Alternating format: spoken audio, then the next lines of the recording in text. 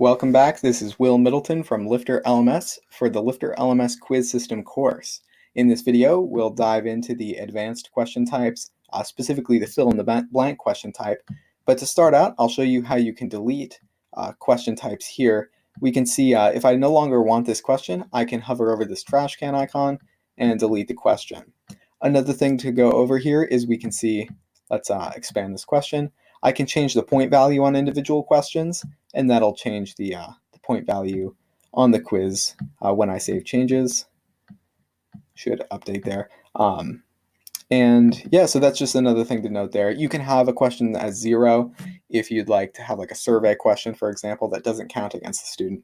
But I'll get started by deleting these questions from the last video, and we'll start by adding the fill-in-the-blank question here. So the fill-in-the-blank question, as you can see, it says enter your question with 3 or more underscores to make the blank. Now, the blank doesn't need to match the length of your word or entry, but it might help the student to understand what to put in if you do put the appropriate amount of underscores. So what I'll do is say which blank best. We'll do this. So now the student will fill in this blank here, and we do have these options for description, image, and video. And there's also this correct answer. If you want, we can put in, what is the actual correct answer.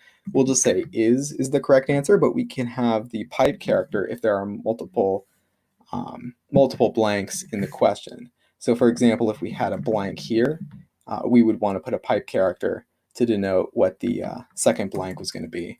But I'll just leave it with 1 for now, which is best, is our question. And I will save changes and show you what this looks like on the front end. So let's head to the lesson. Now we'll want to click Take Quiz. We got a notification we passed the quiz from the previous video. Start quiz.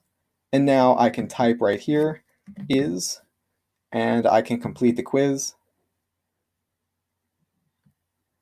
And there we go. So now you can see the fill-in-the-blank question type.